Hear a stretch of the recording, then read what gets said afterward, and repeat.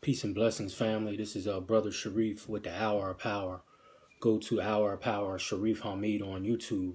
Subscribe and share so we can continue to lift the mind, body, and soul of our people. For those tuning in, if you could do me a favor and hit the share button. And after you hit the share button, hit watch party. What that does is bring more viewers in to listen and view this message. So for those who have tuned in, I greatly appreciate you tuning in to listen to the Hour of Power.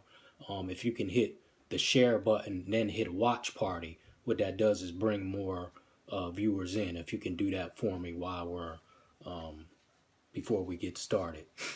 As always, in the name of God, the gracious, the merciful, we give him praise and thanks for his mercy and his goodness to the human family. If all the trees upon the earth were pens to write with, and if all the oceans were ink, and then another 7 oceans to add to its supply, the writing would still not be enough to explain the glory of God, for he's the exalted, all-powerful, all-wise. We confide in no other in our time of need, and we praise no other in our good fortune. He is one.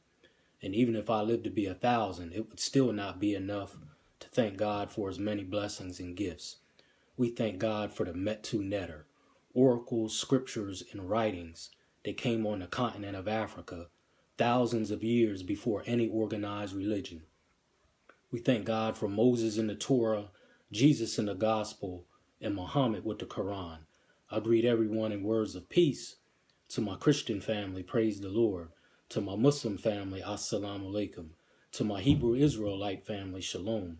To my Black conscious family, hotep. And to my people in the streets, what's good to you? It all means peace. So once again, this is Brother Shareef with the Hour of Power. Go to Hour of Power, Shareef Hamid on YouTube. Subscribe and share so we can continue to lift the mind, body, and soul of our people. Thank you for those tuning in. Again, for those just tuning in, if you can hit share button and then hit watch party, that will bring more viewers in. So hit the share button, then hit watch party. That brings more viewers in if you can do that for your brother. I haven't been on in a while. I haven't been feeling too well. I haven't been doing too well. So that's all I can say right now. Just for those who sincerely care about me, just say a prayer for me. You don't really need to know what it is. God knows what's going on. So just say a prayer for your brother that I can keep surviving. That's all I can really say. Talking about that, before we get into this deep topic, rest in peace to our dear sister, Sister Akila Karima, elder who I met, who I had the pleasure of meeting last August. She was born, I believe she was born here in York, but she's a native here of York, but she moved away to the Maryland, D.C. area a couple years ago. And she has done a lot cultural-wise for our youth and for our community for many, many years.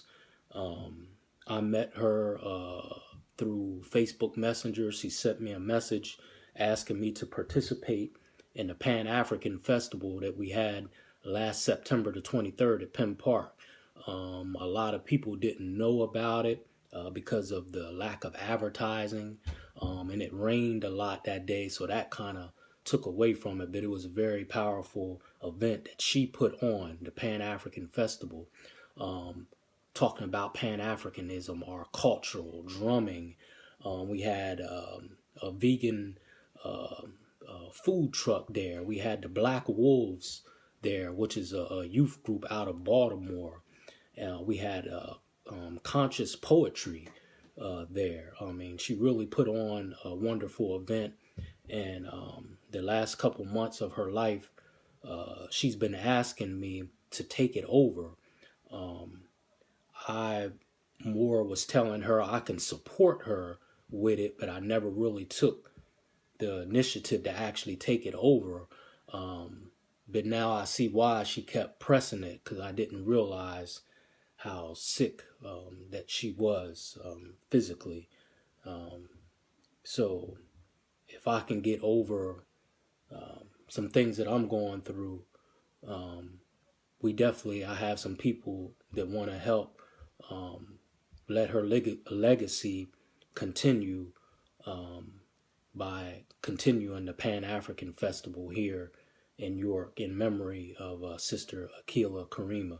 She supported me with a lot of the Facebook Lives I've done, a lot of the things I've done in the community, the trips to the Blacks and Wax Museum, even though she wasn't physically able to make it to the second one because of her health. But the first one I did, she was there. She helped advertise it. I mean, she really did a lot in our community in the short time that I knew her. She just wanted what was best for our community. Some people may have not understood or connected the way that she was bringing about the message, but at the end of the day, she meant well and her intentions were well. So this past Saturday, the 16th, our dear elder, who I believe is amongst the ancestors now, she's one of our ancestors, Akila Karima. She passed away March 16th on Saturday at 7:45 p.m. I'm not sure of her funeral arrangements because she was down there in Maryland.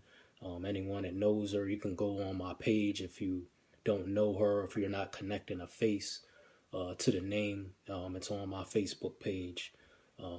A picture of me and her in front of the African flag at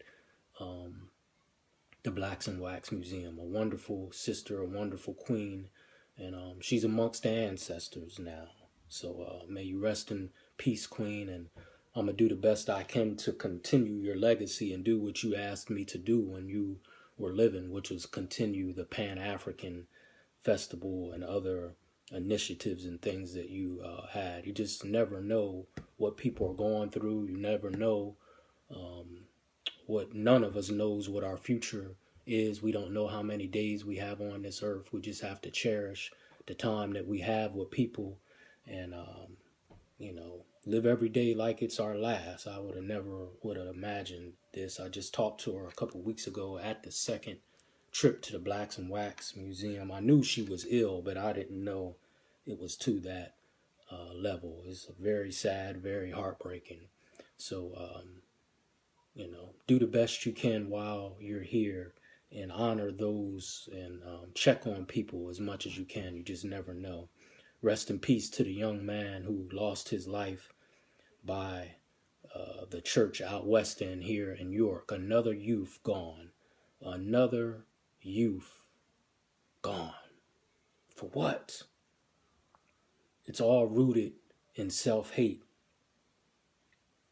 A total disregard for human life itself. How has this happened? What has happened to us?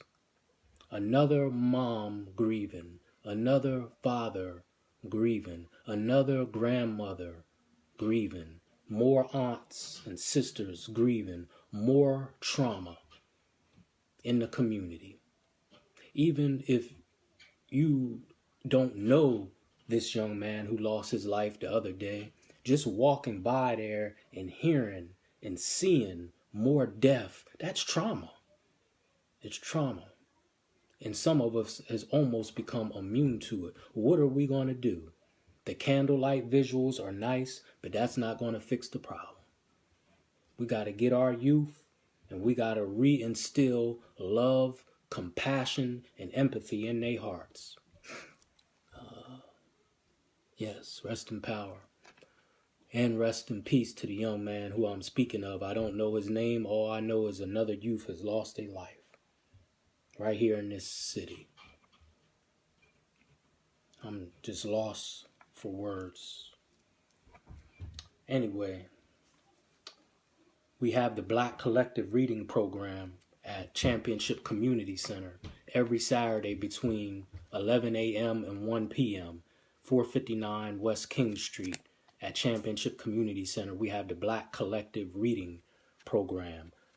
Small things like this is solutions to what we just saw the other day, meaning the murder that happened on West Street with the youth. Small things like getting them early, instilling culture and knowledge in them early so other things don't distract them and convolute their mind. The Black Collective Reading Program every Saturday between 11 and 1 at Championship Community Center. If you're just coming in, I thank you.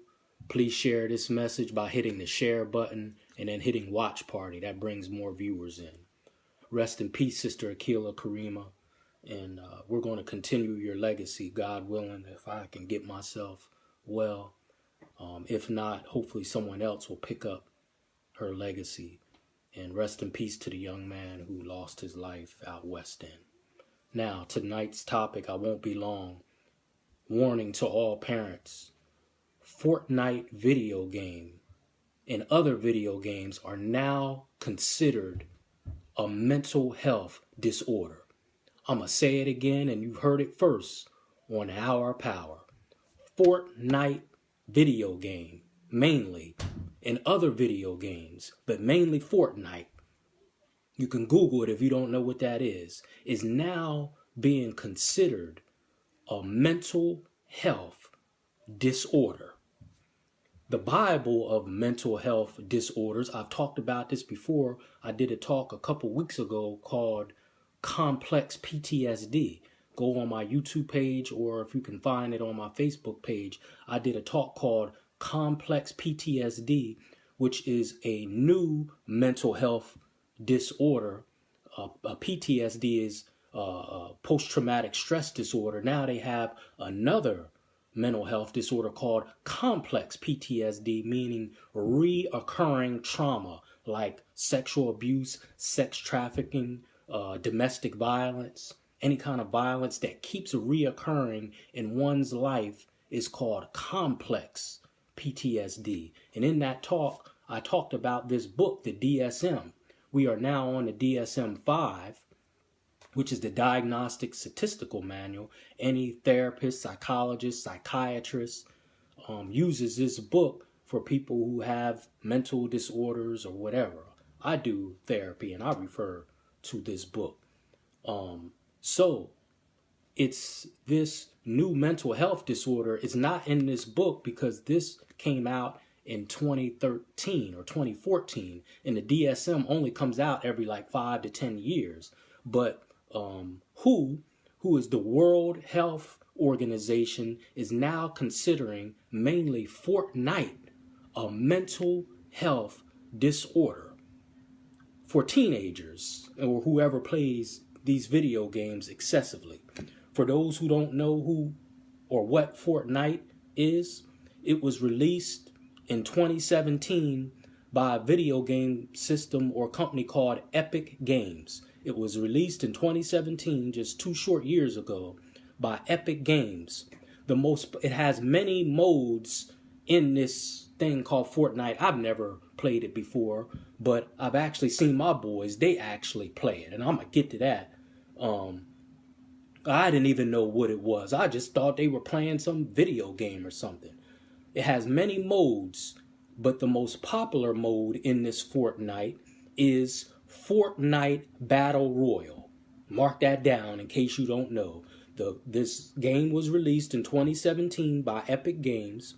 It has many modes in it, but the most popular mode is Fortnite Battle Royale, where up to 100 players battle to the death right there in front of them. Fortnite Battle Royale, 100 people, youth, online at one time playing. And it's called Fortnite Battle Royale, and they battle against each other to the death. Didn't we just get done talking about death? But except it's in real life. Now we have some kind of idea of why our youth are so immune to death. 100 players battle to the death. The mission is to kill everyone until only one is standing. Oh, really? The subliminal message, and youth are playing these games for hours into the night, 2, 3 in the morning, when they should be getting ready for school. I'm going to say it one more time. So we're clear. You may not hear this anywhere else. And you may not hear from me again. But one thing I'm going to do is go down telling the truth. Fortnite Battle Royale, the most popular mode in this Fortnite game that came out in 2017. 100 players battling to the death, and the mission is to kill everyone until only one is standing. Forbes magazine said Fortnite brought in $126 million in February 2018 alone. Forbes magazine said Fortnite, this game that I just told you, the most popular mode, is 100 players playing in a battle royal to the death. And the mission is to kill everyone in sight. Kill everyone in sight. Forbes magazine said Fortnite brought in $126 million in February of 2018. In March of 2018, it brought in $223 million. And in April 2018, it brought in $296 million. The World Health Organization, better known as WHO, classified mainly this video game called Fortnite and others is a mental health disorder defined as unusual gaming patterns of behavior. Teens and youth wanting to play this over other activities daily, and it escalates despite negative consequences. That's how they're defining this new mental health disorder called WHO is the World Health Organization. Video games, those who play the video games have an unusual gaming pattern of behavior. Teens and youth wanting to play this over any other activities, mainly school and family, it escalates from 1 to 2 hours, and it just keeps escalating in time despite any negative consequences.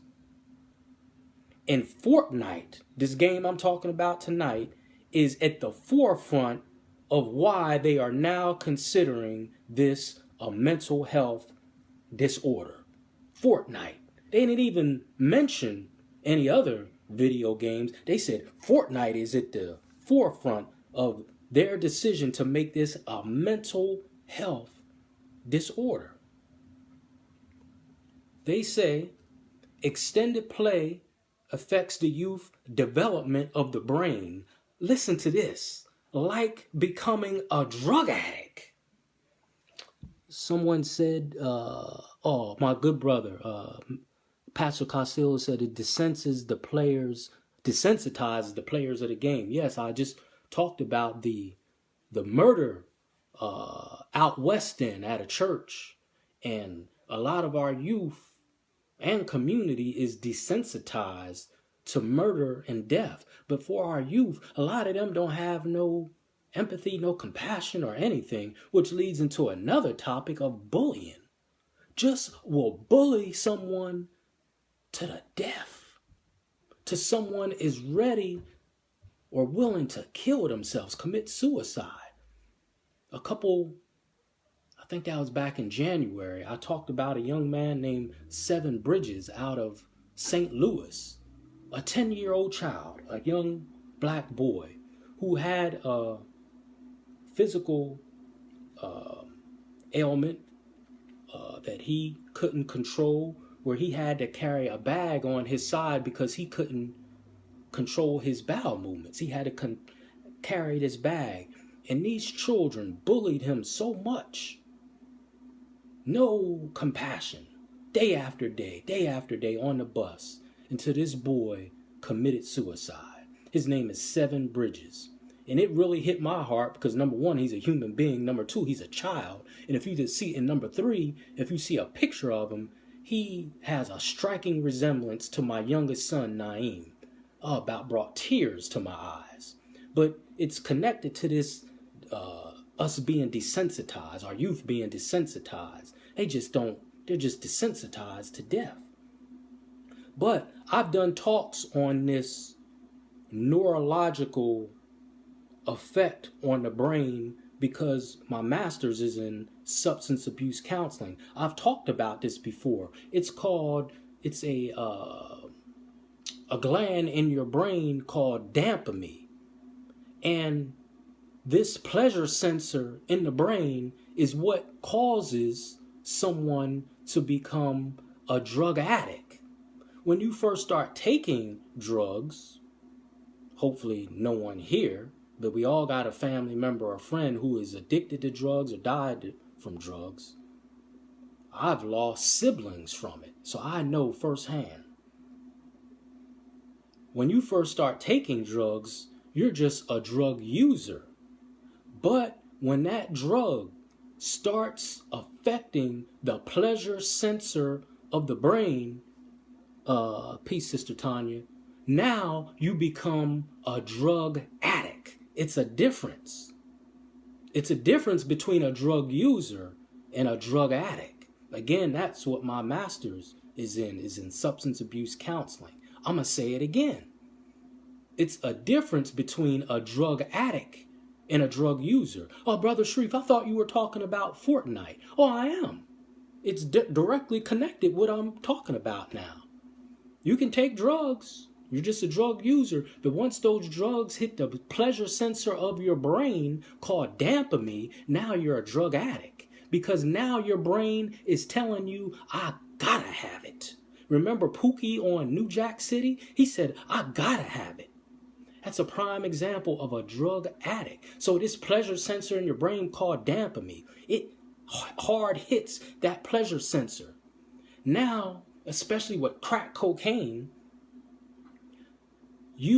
that first high, which I've never had and I don't want to experience, you are like on cloud 9. They said it's even better than sex. But the problem is you will never get that high again. So now you're constantly chasing that high, which you will never get. And now your brain, through that gland in your brain called dopamine, now it's telling you, I gotta have it. It's called the pleasure and reward sensor of the brain. I gotta have it. And it's also related to the reward sensor of your brain. This is how you start liking certain things, like vanilla ice cream. You taste it for the first time and you like it. So now your brain sends that message to your sense of taste, sends that message to your brain, the reward sensor of your brain, and says, I like that. So now that's how vanilla ice cream becomes your favorite ice cream, because you got sight, touch, taste, your 5 senses, which is related to the reward and pleasure sensor of the brain. You see that fine woman walking by or that fine man walking by, and you look, because your eyes is a sensory. You say, man, she's fine or he's fine. Now you like him or you like her.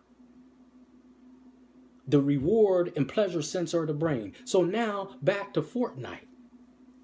The youth development of the brain becomes like a drug addict. It affects the neurological pleasure sensor of the brain. Once it affects the pleasure and reward part of the brain, which I talked about, now it becomes addictive behavior.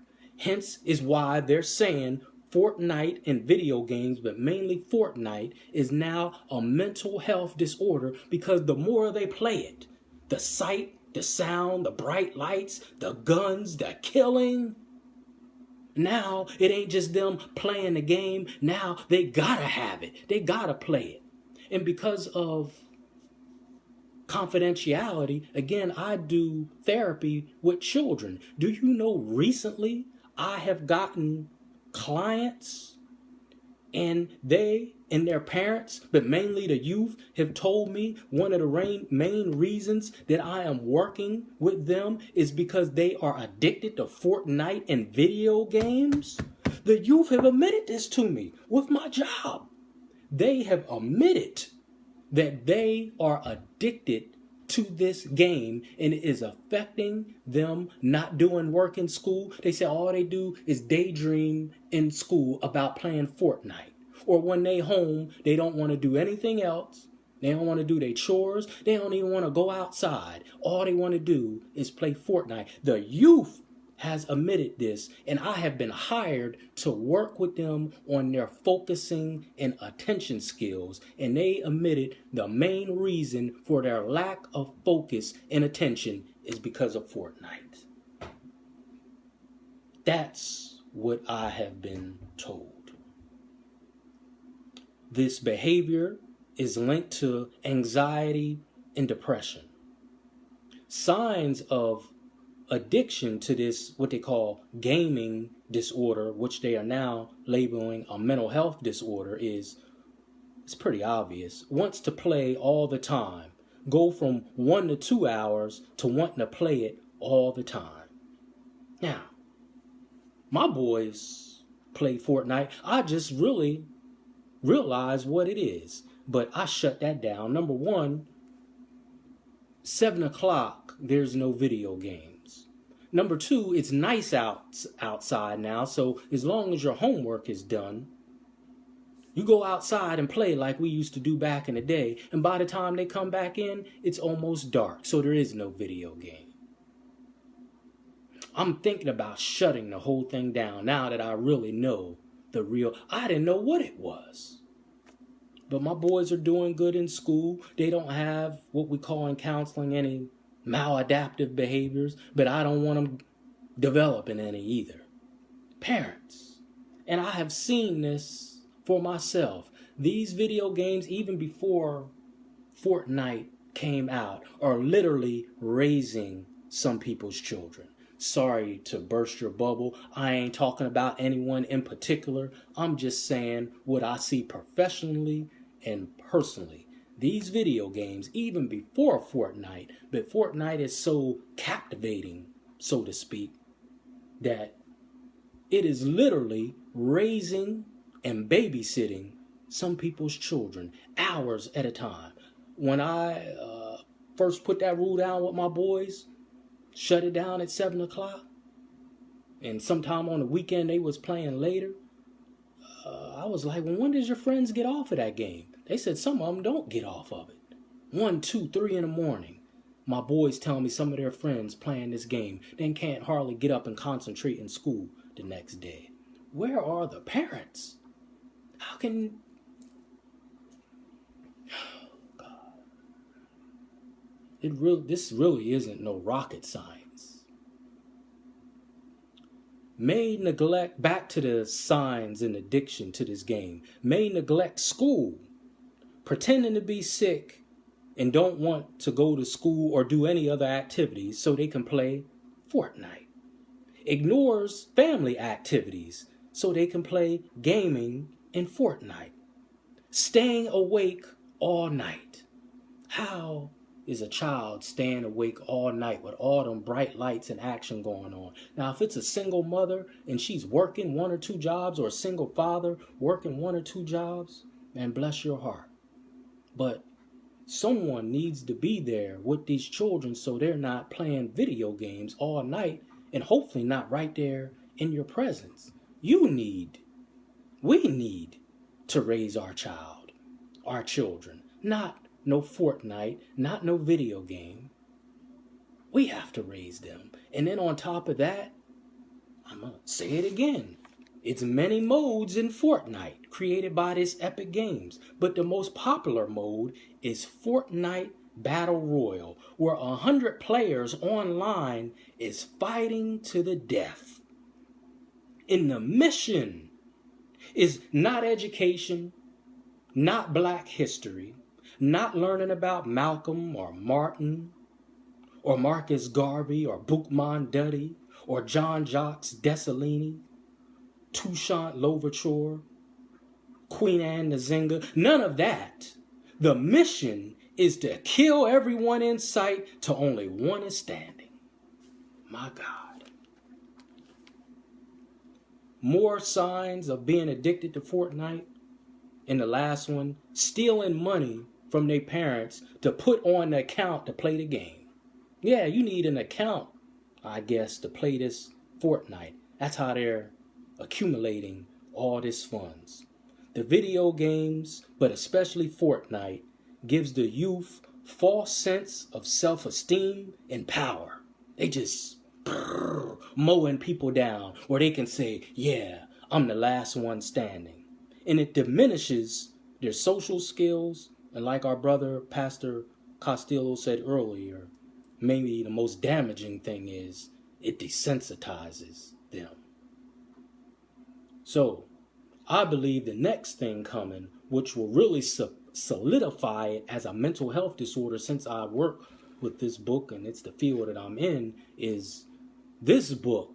Once they say it's a mental health disorder, that's what it is, meaning the DSM.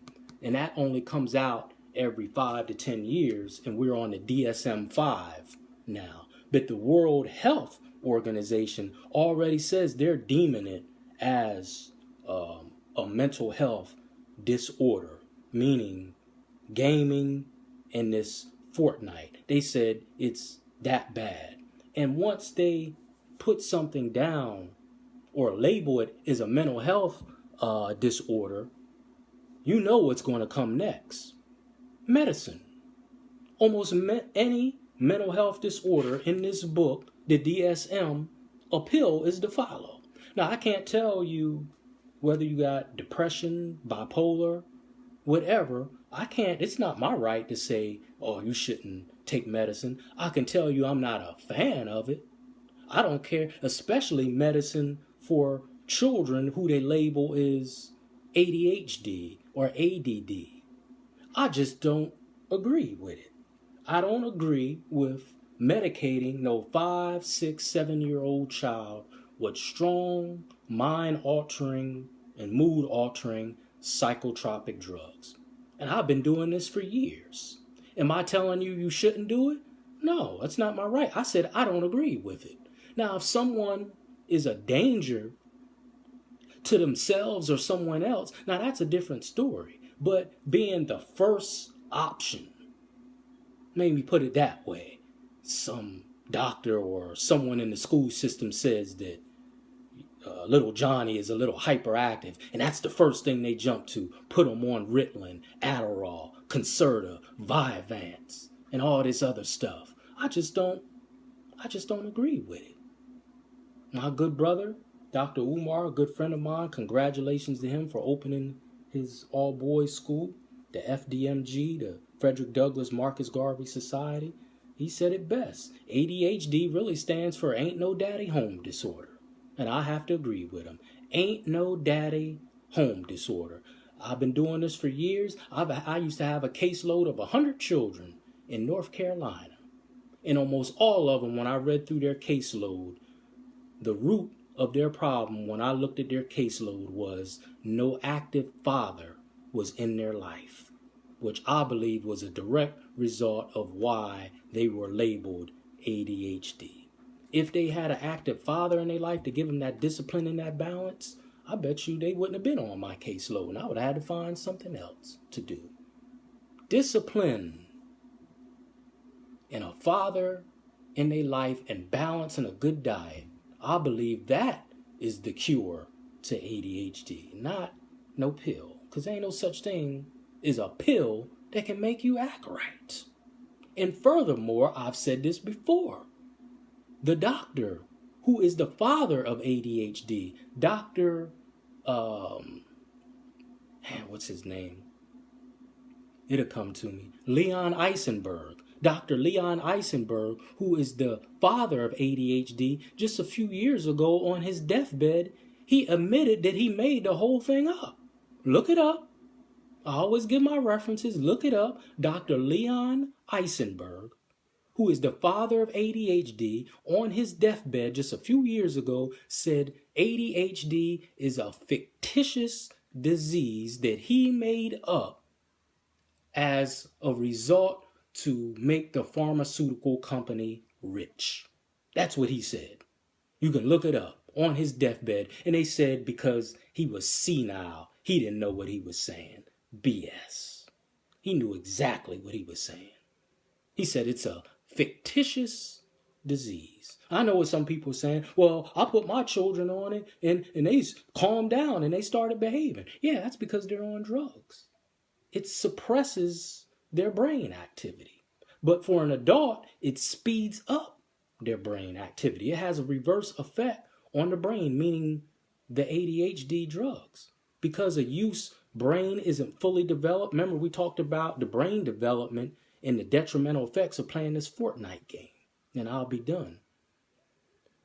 A child's brain isn't fully developed. So when you give them psychotropic drugs like Ritalin and Adderall, those are the main ones, it slows their brain activity down. That's why some of them be like a dope addict in class. But for an adult's brain who is already fully developed, it speeds them up. That's why there are some NFL players that take Ritalin and Adderall before the football game because it makes them hyper so they can be out there knocking the hell out of people on the football field. Look that up.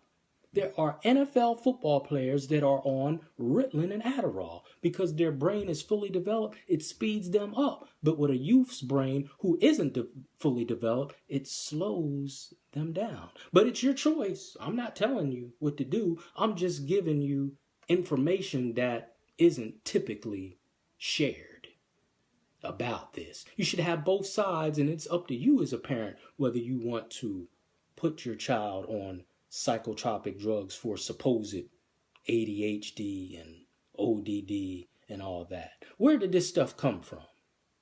Where did it come from? Because when I was coming up, I never heard of it. That belt was the medicine. That discipline was the medicine. Mr. Jones and Mrs. Jones down the street was the medicine.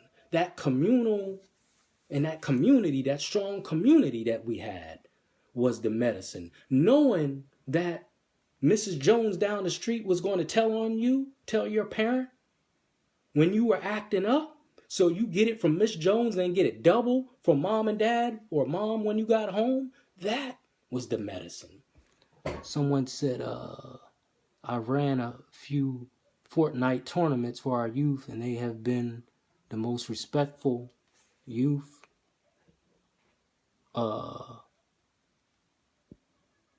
okay, I'm reading your message. Respectful I've ever seen. Video games and any type of gaming general have been used to bring people together. It's sad that the only cases of gamers certain mental health issues can give a bad rap. Our kids love the game and it has helped our youth develop their own community and friendships. The majority of our kids play Fortnite just to be creative and build structures. I would love to join in the conversation on gaming and youth. Okay. Yeah, that's your perspective, and I respect your perspective. What I'm talking about is obvious, and that was LaQuinn Thompson. I'm talking about youth playing games at home for 4, 5, and 6 hours when they're supposed to be doing homework. Playing it. Today is Tuesday. They're going from Tuesday into another day. I'm not talking to anyone like a child, but last time I checked, once it hits midnight, you're into another day. So now they're playing it 4 and 5 hours. That's too long. Fortnite and other ones, but Fortnite is the main one. Now they're going into another day. Hell, my children go to bed at 9 o'clock. Now they can't concentrate in school. And I'm being called as a therapist to work with children who are not focusing in school because by their own admission, they're addicted to Fortnite. That's what I'm talking about, brother. But whatever your observation and experience with it is, that's your observation and experience with it. I'm not doubting it. It's not for me to doubt because that's your experience with it. But without a doubt, from my own observation and others in the mental health professional field, and just, you don't got to be a mental health professional. We know for a fact before Fortnite was even here that children are being raised by video games. We know for a fact that with the advent of Fortnite, that children are even more being raised by video games. We know for a fact that a lot of these video games are violent. We got enough violence. And they're not paying attention in school. And by their own admission, I have youth groups, and youth have told me they are addicted to this game. Neurologically, it is affecting their brain just like a drug addict. My brother, just like a drug addict. Meaning, I'm not just playing it, I got to play it because of that pleasure sensor in the brain called dopamine, or that pleasure and reward sensor of the brain. Once it hits that part, it isn't a choice anymore. You gotta have it, whether it's drugs or alcohol, because we all have a pleasure and reward sensor of the brain. That's what I'm talking about. But I'm not disputing what your experience, what this is. But without a doubt, we know video games are raising some of our children because of a lack of parenting. We know without a doubt that socially, these video games is desensitizing our children because of the violence on the video games. We know I work in the school system every day. Children nodding off because they're up all night playing video games. Fortnite. It is what it is. But we can continue this conversation if I'm able, but some of this is undeniable. Rest in peace, Sister Akilah. We miss you. We will do the best that we can to continue your legacy. You will not be forgotten. What you have contributed to not just York and the DC area is immeasurable to the cultural awareness and upliftment of our people. Even though I only knew you for a couple short months, I feel like I've known you for a lifetime. I learned a lot from you. We didn't agree on everything, but who does? All in all, I know you wanted the best for our people, and that's what's important. May you rest in peace. May the Most High be pleased with your efforts. May He overlook your shortcomings and your faults and give you paradise and bless you immensely for what you have contributed to our community. Rest in peace to the young man who lost his life on the west end of town behind the church the other day here in York, PA. I hope we can come together to bring about peace and to bring understanding and love and a sense of knowledge of self for our youth so we can stop this senseless violence. Please pray for me. Please share this message. I don't know how many more of these I will do if I can, but I'm going to do what I can do. I'll leave you in peace as I came. Assalamu alaikum. Please tune in tomorrow night, God willing, on Channel 16 Local Access TV and streaming live on Facebook with the Hour of Power. I'm trying to solidify my guests, but God willing, tomorrow night at 8 p.m. on Channel 16 Local Access TV here in York and streaming live on Facebook, the Hour of Power will be doing our interview. Peace and blessings.